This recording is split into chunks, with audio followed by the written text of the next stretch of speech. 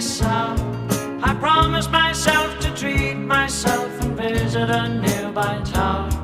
And climbing to the top, will throw myself off in an effort to make clear to whoever what it's like when you're shattered, left standing in the lurch at a church where people are saying, my God, that's tough. She stood him up.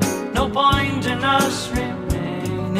We may as well go home, as I did on my own, alone again. Naturally, to think that only yesterday